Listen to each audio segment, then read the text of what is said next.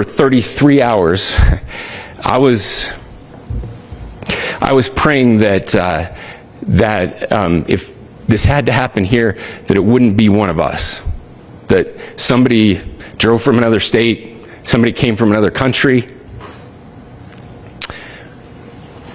Sadly, that prayer was not answered the way I had hoped. Can we stop for once, at least, maybe in our nation's history, stop trying to blame white on white crime on black people? Can we stop it for once, at least, please? Like, we all knew when Charlie Kirk was killed. We knew who this was going to be. We knew who the suspect was going to be, a young white man. We knew it. And yet, some people tried to spin this to say it was something else. And now threats are being lobbied against black students at universities. Black HBCUs are being threatened to be blown up. I think 4 of them had to shut down yesterday and today because they had to deal with bomb threats. It was never them. It's never been the black community. We always blame anybody else but ourselves. But the call is coming from inside the house. We are the problem. White on white crime, we are the problem. We have always been the problem. So let's for once stop trying to blame somebody else and look inward and try to address the actual problems that we are the ones creating upon ourselves. Anyway, thank you so much. Have a great day. I love how the governor of Utah had been praying that it wasn't one of us. Like it wasn't a white Christian kid from Utah. What are the odds? What would be the odds that it wasn't a white guy from Utah? Not me, fortunately, but is anybody surprised? But Governor Cox, who is not one of us? Were you hoping it was an immigrant? Probably. That would have made all of you Mormons feel better if it was a brown immigrant. It's like, fucking told you. Or if it was a Democrat. You guys would have loved it if it was a Democrat. You guys were already blaming it on the radical left. Fuck, that sucks. It wasn't one of us, huh? Who else could it have been, Governor Cox? Like a trans kid? You're hoping it was a trans kid, probably, or a gay person? I don't know.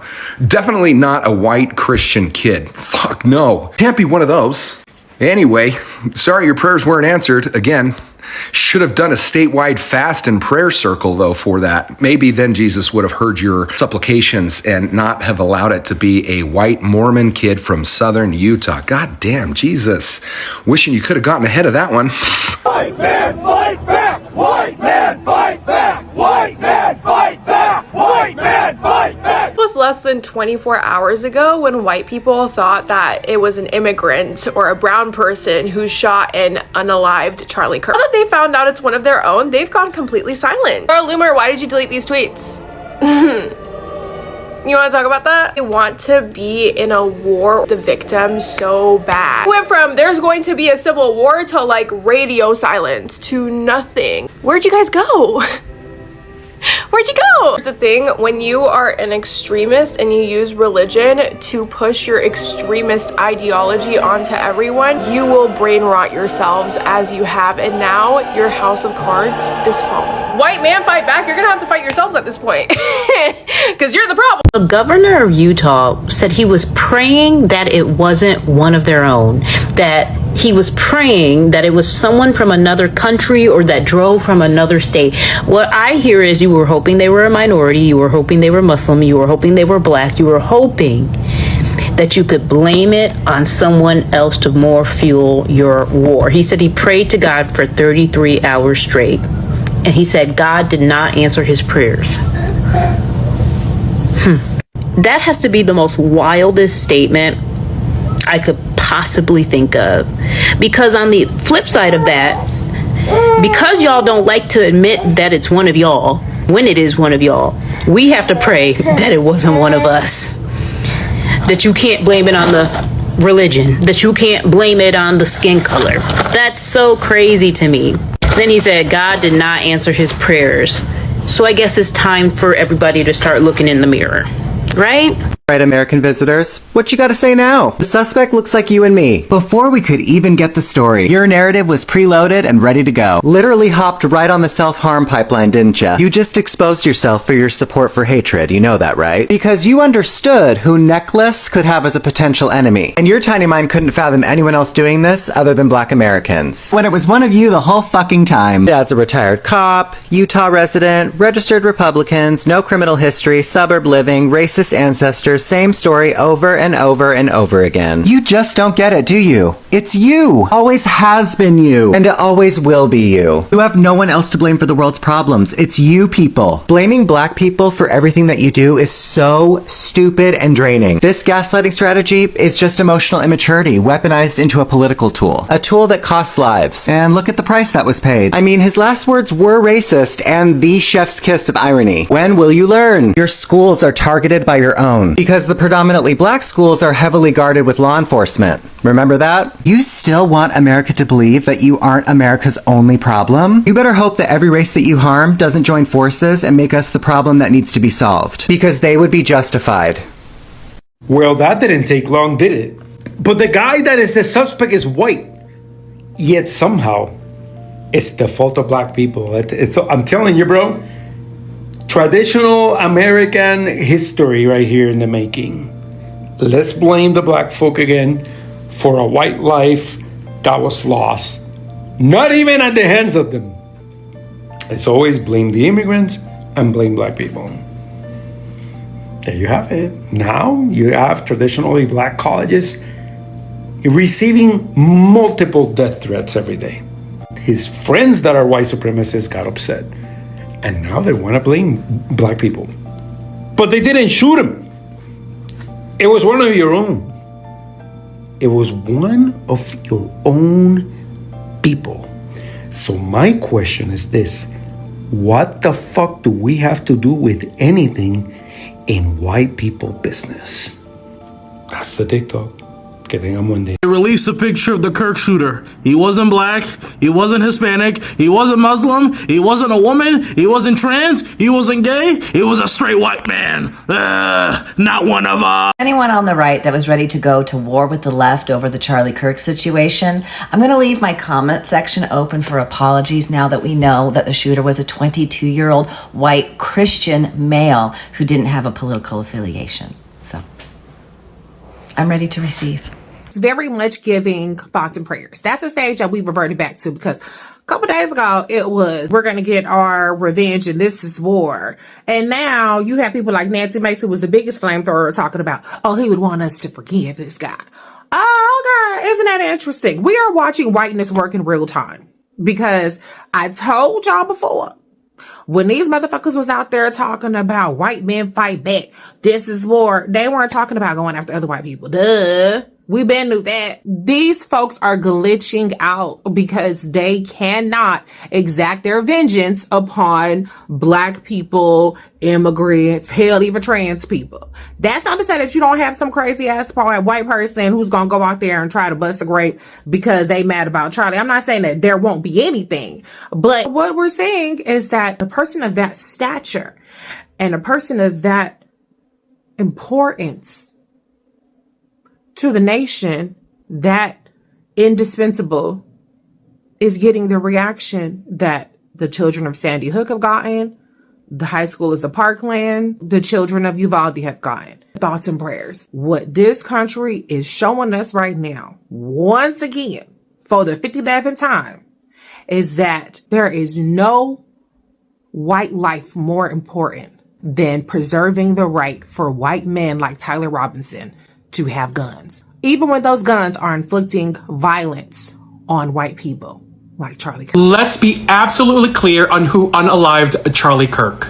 He wasn't black, he wasn't Latino, he wasn't Asian, he wasn't a person of color, he wasn't an immigrant, he wasn't trans, he wasn't some outsider the right loves to scapegoat. He was homegrown. He was white. His name was Tyler Robinson, and he came straight out of Utah. He wasn't some radical leftist. He wasn't Antifa. He wasn't a progressive activist. The man was decked out in an American flag t-shirt. That alone tells you everything. Liberals don't dress like that.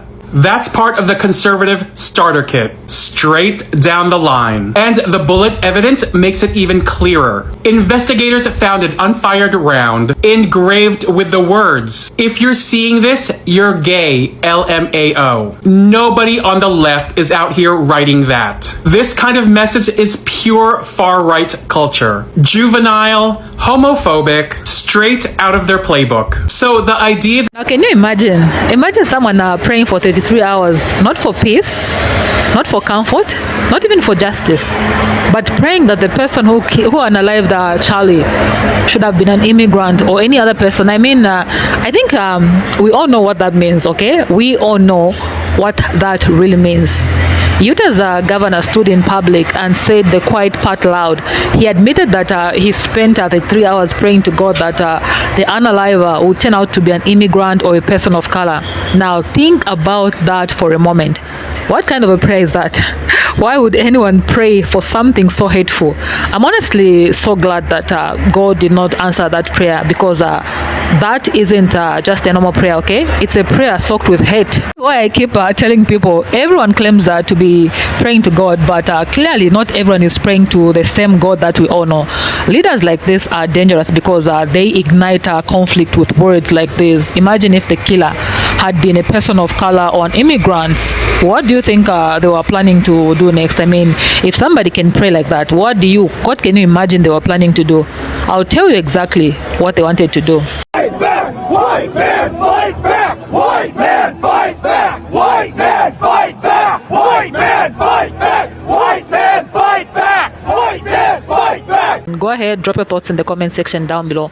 I'll come back at the end of this video to give my own 2 cents. Let's watch this. That the far left is somehow responsible, it falls apart the second you look at the facts. Which brings me back to what I said in one of my most recent posts. The right keeps crying out for vengeance. But vengeance against who exactly? Because this wasn't the left. This wasn't progressives. The evidence points right back at them. So are they going to keep pointing fingers at the liberals even when it makes no sense? Or are they going to finally admit the truth? That this was one of their own. The threat wasn't from the outside. The call came from inside the house. So here's a list of people who conservatives had zero empathy for after what happened to them. George Floyd, Melissa Hortman, Breonna Taylor, John Hoffman, and Paul Pelosi.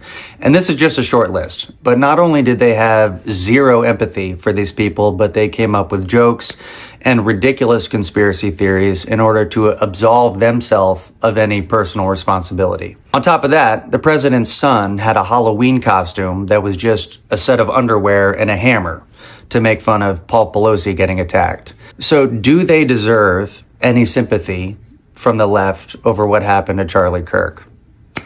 No. No, they don't. But do I still have empathy for what happened to Charlie? Yeah, I do. Yeah, I do. I think what happened to Charlie is an awful thing. I also think that he was an awful guy. I have both those feelings at the same time. I think what happened is sad and shocking. It's extremely shocking when someone gets publicly executed like that, no matter who they are. And frankly, terrifying that we live in a country where we have to worry about this type of thing. Now, guys, I'm not going to come on here and wag my finger at other people and tell them how they should react to this, especially because I'm a straight white guy. All of Charlie Kirk's harmful rhetoric was never aimed at me. So I feel like it's not my place to wag my finger at other people as to how they're reacting to this. But I will tell you, for me, I am sad and shocked by all this. And I'm all for fighting fire with fire when it comes to insults, gerrymandering, even money in politics. I'm down for fighting fire with fire. But when it comes to political violence, at a certain point, we're all just standing around in the same burning down house. So I'm choosing to hold on to compassion for as long as I can, even if it's misplaced and undeserved. Because I'm sure that if the roles were reversed and someone on the left had died like this, Charlie would be on the internet today, making money, blaming the left. I'm sure he would. But I don't want to be like Charlie. And I don't want to be like Trump. I want to be better than them. Anyway, guys, this is just how I've been feeling. Again, please don't throw tomatoes at me if you had a different reaction to this. I think it's understandable that different people have different reactions to this. This is just mine, all right? So I love you guys. Please be well, and we'll talk to you soon, all right? Cool, love you. I don't appreciate when Republican politicians and pundits try and gaslight millions of people into having sympathy for a man who spent his entire career as a political activist actively dehumanizing people in this country. I will not have empathy nor sympathy for a man who used every single inch of his political power to sway politics in the way he did in this country towards making it as broken as he did. That man actively encouraged the thing that happened to him. I don't appreciate when Republicans try and pull this, oh, Democrats own this. No, we have tried for the last 2 decades, really since Columbine, for stricter gun laws and common sense gun laws in this country to alleviate the pain that these incidents cause families. This man completely agreed that children should die for the Second Amendment. I will have no sympathy for a man who couldn't even give families the decency of figuring out whether or not their kids were alive or dead before he would get online and spew his bigotry and hatred about the situation to millions of people and even encourage it. I will have no empathy for those that say empathy is a sin or that empathy is a new age term that causes damage. No, you will get no sympathy from me, nor millions of people like me. I mean, for fuck's sake, the president couldn't even be a decent human enough to fly the flag at half-mast when 2 Democratic politicians were assassinated earlier this year, but now the flag is going to fly at half-mast for a Republican pundit till Sunday.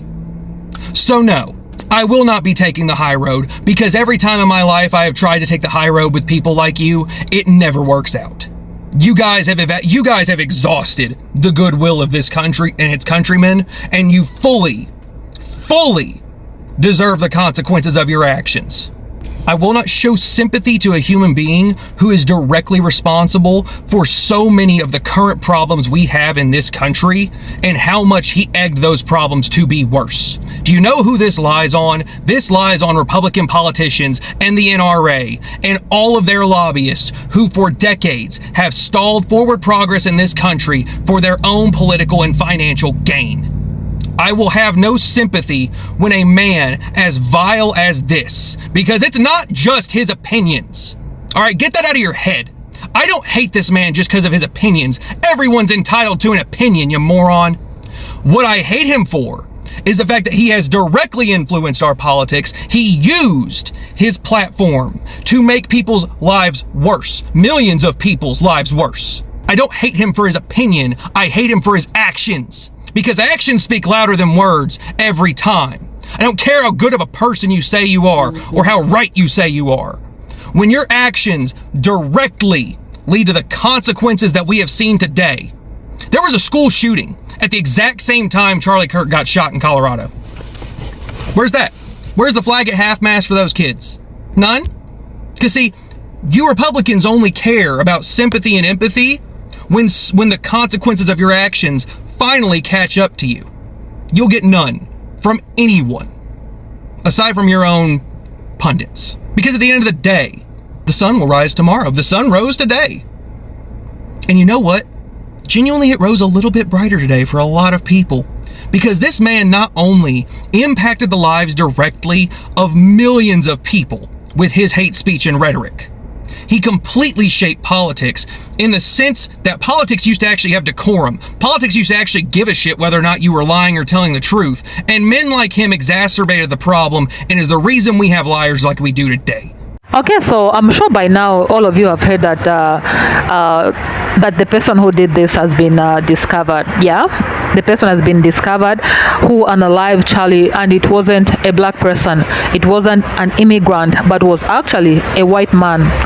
What's going to happen to all those conservatives who are chanting white man should fight, white man should fight? What's going to happen to the ones who were already declaring war before the facts were even in? Honestly, we don't even need to ask those kinds of questions because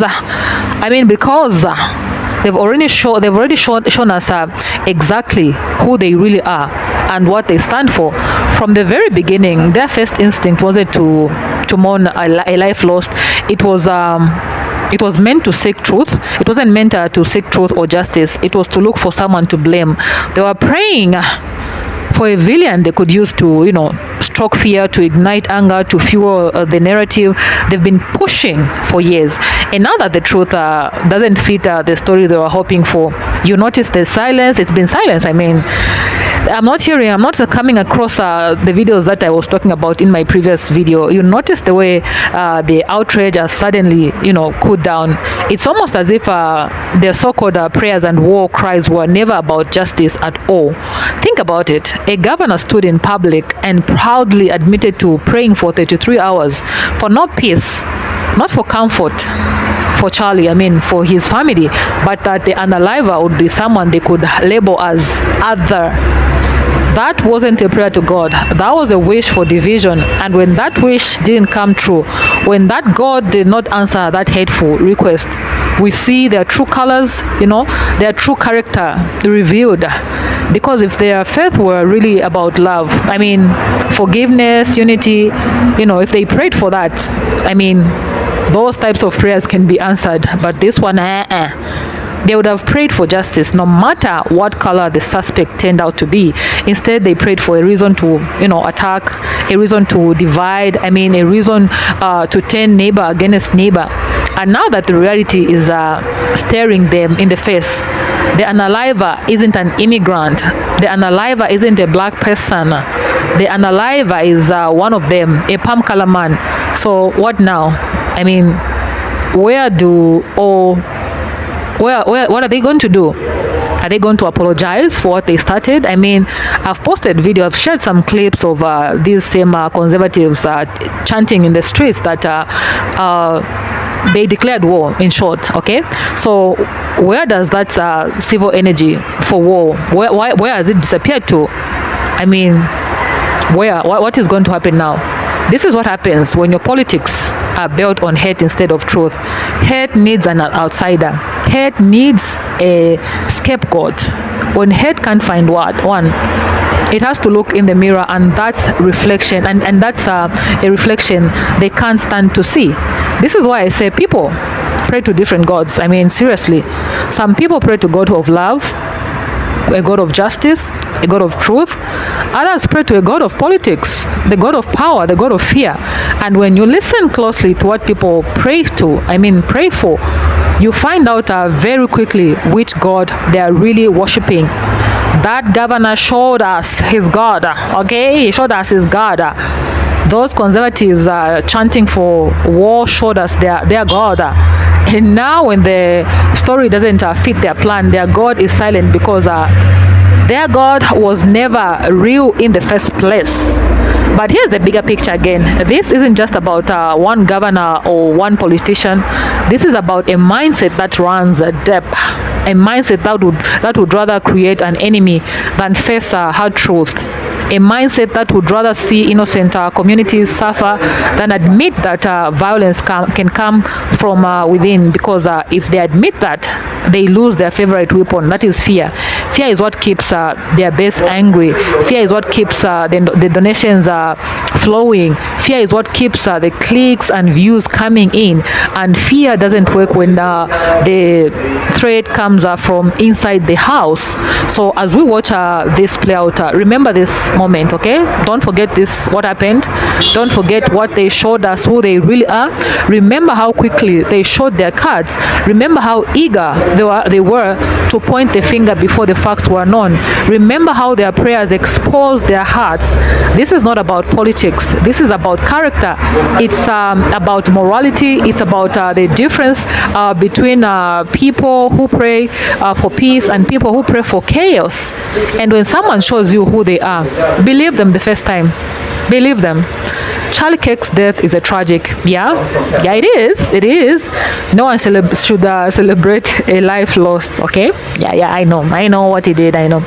Even a controversial one. But the reactions to this, his death, the prayers for a convenient suspect, the calls for war, all of it reveals a truth we can't ignore. It shows the type of a person Charlie was. Whatever the outcome happening right now after his death shows his character, what he stood for, okay? They wanted conflict after his death. They declared war because conflict keeps them in power, and when they didn't get that conflict, they were hoping for it. They had nothing left to say. Things have turned around, you know. Things have not gone the way they wanted it to go. So now, yeah. So as the dust settles, let's not forget what we've witnessed here. Let's not let them rewrite the story of quietly move on as if those hateful prayers were never spoken. The killer's race shouldn't matter, but their reaction to it does, because it tells us everything about the leaders who claim to serve God but pray for division. It tells everything about a movement that claims to love America but celebrate the idea of wars, yeah. And it reminds us why we have to stay awake, stay aware, and stay grounded in the truth. I mean, I think that's what I can say for now. Yeah, go ahead, drop your thoughts in the comment section down below. I'll definitely see you in my next video. I think I've spoken too much. Yeah, thank you so much, guys.